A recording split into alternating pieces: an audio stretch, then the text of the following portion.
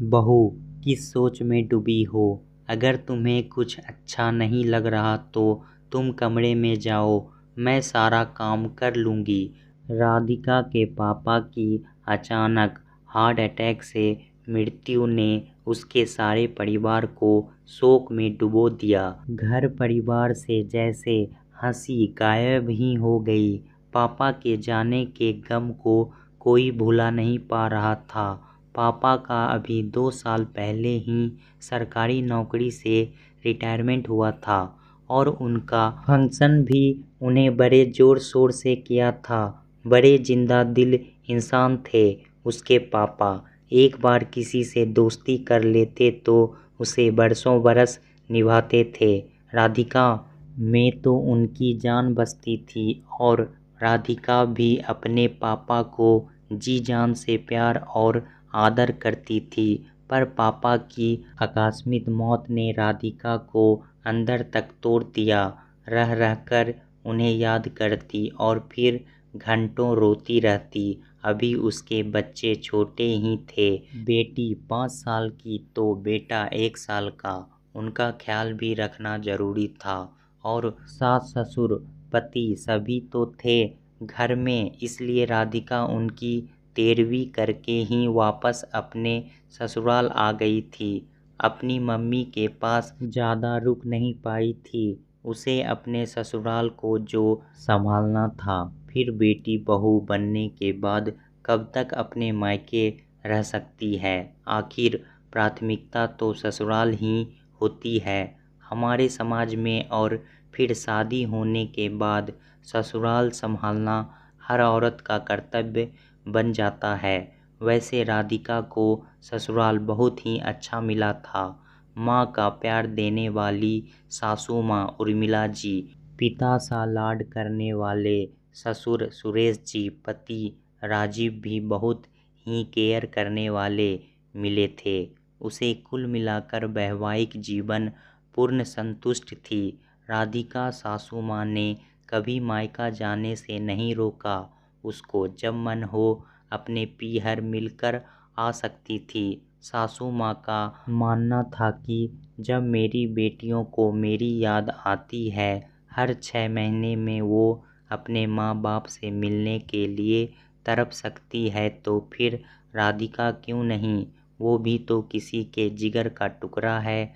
आखिर उर्मिला जी थी तो राधिका के पति राजीव की माँ, पर राधिका के मन की बात राजीव से ज़्यादा जानती थी। एक माँ जैसे अपनी बेटी के बारे में उसके मन की बात पढ़ लेती है। उन्होंने राधिका के मुरझाए चेहरे को देखकर कहा, बेटा मुझे पता है तेरे पापा की तुझे कितनी याद आती होगी और मम्मी की चिंता भी लगी रहती है। तुम ज़्यादा रुक नहीं पाई थी उस समय, तो ऐसा करो अभी दिवाली आएगी तब चली जाना और रहकर आना 2-4 दिन और मम्मी को अच्छा लगेगा।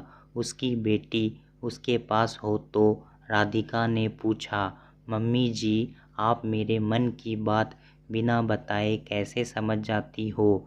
अरे बेटा, सास भी तो माँ जैसी होती है। तू मुझे बेटी जैसा प्यार और आदर देती है, तो क्या मैं माँ की तरह तुझे अपनापन और स्नेह नहीं दे सकती? राधिका की सास ने उसे गले लगा लिया। सच ही तो था, इन दुख के पलों में उर्मिला जी ने उसको पूरा मॉरल सपोर्ट दिया था, उसको बड़े प्यार से संभाला था। दोनों सास बहू की जोड़ी बहुत अच्छी लगती थी। साथ में राधिका के पिता को शांत हुए अभी 2 महीने हो चुके थे और दिवाली का त्यौहार सर पर आ रहा था। पर इस बार राधिका का बिल्कुल मन नहीं था त्यौहार की तैयारियां करने का, पर दिवाली तो मनानी ही थी। अपने घर के भी कुछ शौन शगुन होते हैं। और फिर उसकी दादी सास कहती थी कि त्यौहार मनाने से घर में सकारात्मक ऊर्जा आती है, इसलिए हमेशा त्यौहार बिना किसी कारण के मनाना नहीं छोड़ना चाहिए। पर उर्मिला जी ने बोल दिया था, बेटा बस पूजा कर लेना, ज़्यादा कुछ नहीं करना। हमें इस बार मुझे पता है तेरे मन पर क्या बीत रही होगी। अपने पापा के बिना कोई त्यौहार मनाने का किसका मन करेगा। और हाँ, दौज पर तुम जाओगी तो अपना बैग अभी लगा कर रख दो। बाद में तुम दिवाली में बिजी हो जाओगी तो समय नहीं मिल पाएगा। राधिका अपनी सास को मन ही मन धन्यवाद देती हुई दिवाली की तैयारियों में लग गई। दिवाली के दिन सुबह सास ससुर मंदिर को निकले। राधिका को यह कहकर कि हम आए तब तक नहा धोकर तैयार रहना, फिर खाना बनाकर अछूता भी निकालना है, बाकी सब काम बाद में होते रहेंगे। राधिका के ससुर जी उसकी सासू माँ को अपनी लूना पर बैठाकर मंदिर के लिए निकल गए, ये सोचकर कि राजीव रात को लेट आया था, ऑफिस से तो सोने दी, कार से चलेंगे तो उसे जागना पड़ेगा। घर से थोड़ी दूर पर ही गए होंगे कि उनकी लूना का बैलेंस सड़क पर फैले रोड़ी बजरी के कारण बिगड़ गया और वो दोनों भी गिर गए।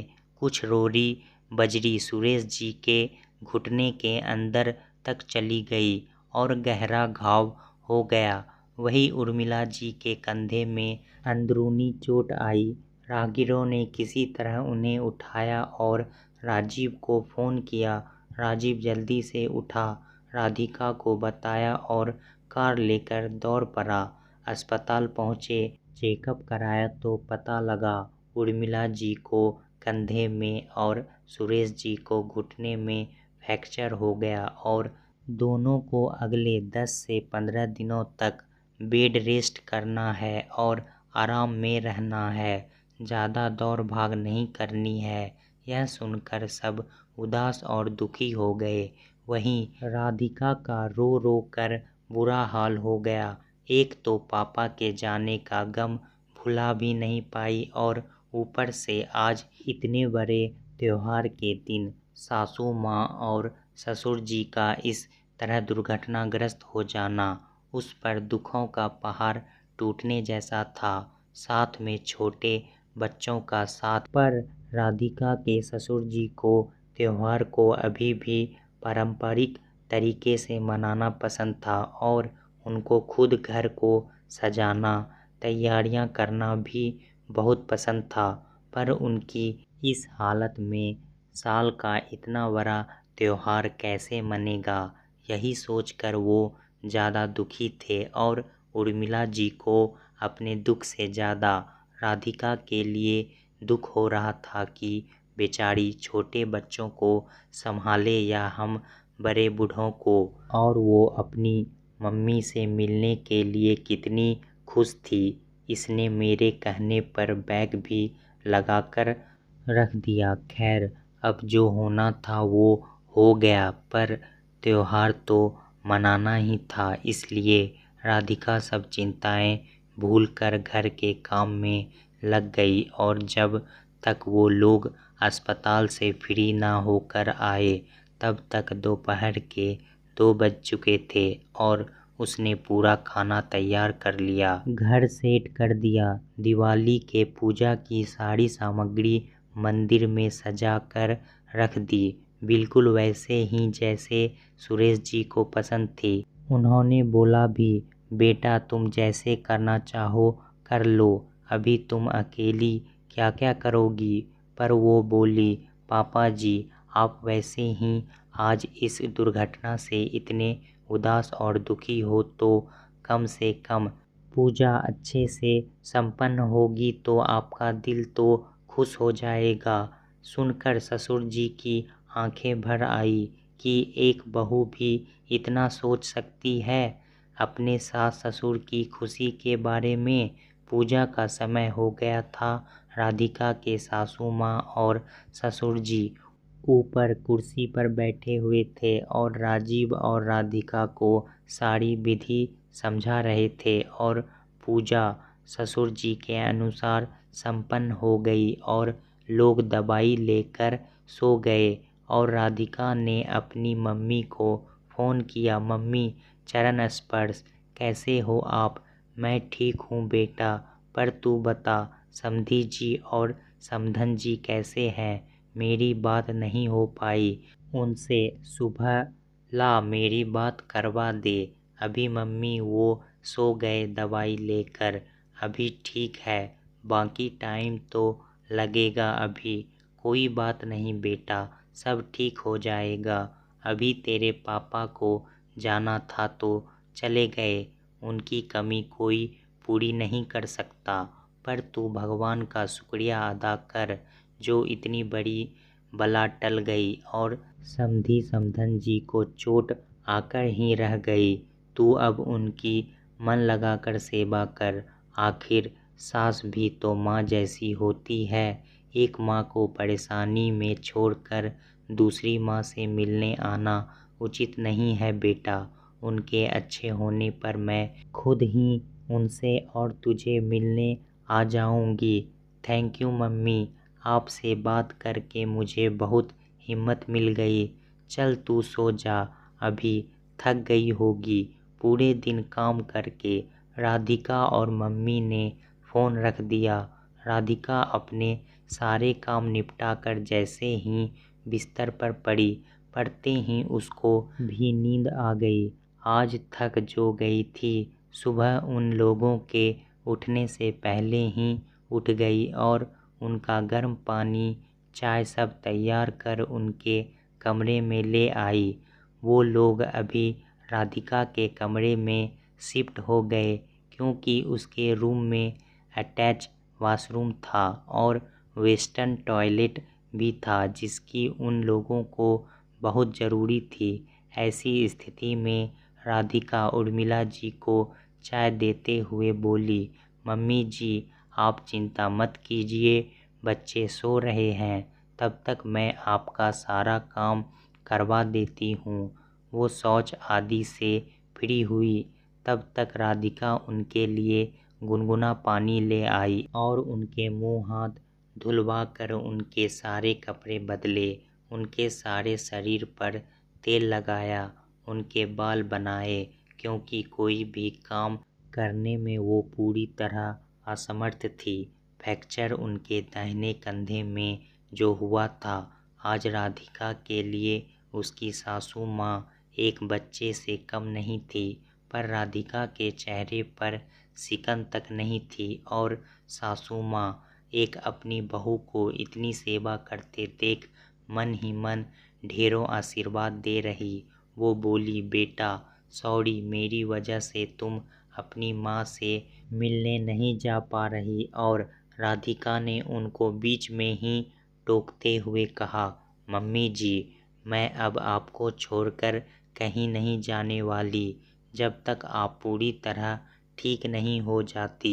मेरी मम्मी से बात हो गई है, उनका फ़ोन आया तब आप सो रही थी। वो आपसे बात करना चाहती थी। उन्होंने बोला तुझे अपनी एक मम्मी से मिलने के लिए दूसरी मम्मी को तकलीफ़ में छोड़कर आने की कोई ज़रूरत नहीं है। आखिर सासू माँ भी तो माँ का ही रूप है। एक माँ दुखी रहेगी तो दूसरी माँ कैसे सुख रह सकती है भला। सुन उर्मिला जी की आंखें खुशी के आंसुओं से भीग गई। राधिका ने तन मन धन से खूब सेवा की अपने सासू माँ और ससुर जी की।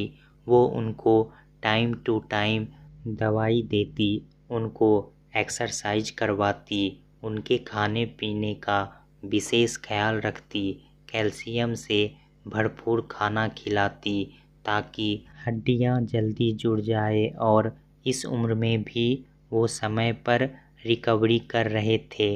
राजीव का ऑफिस था, पर वो जाने से पहले और आने के बाद राधिका की हर संभव मदद करता। घर पर समाचार लेने आने वालों का भी तांता लगा रहता। कभी कोई ससुराल से आता तो कभी उर्मिला जी के मायके से, कभी पास पड़ोसी आ जाते थे। पर राधिका सबका आदर सम्मान के साथ स्वागत करती थी।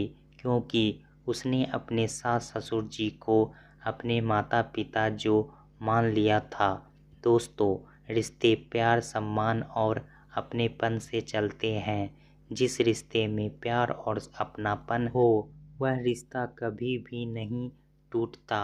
इसलिए हमें अपने घर की बहू को प्यार और सम्मान देना चाहिए, ताकि जब बूढ़े सास ससुर को बहू की ज़रूरत हो तो वह उनकी सेवा मन से कर सके। दोस्तों, कहानी कैसा लगा हमें कमेंट में ज़रूर बताएं। इसी तरह की पारिवारिक कहानी सुनने के लिए चैनल को सब्सक्राइब करना ना भूलें। धन्यवाद।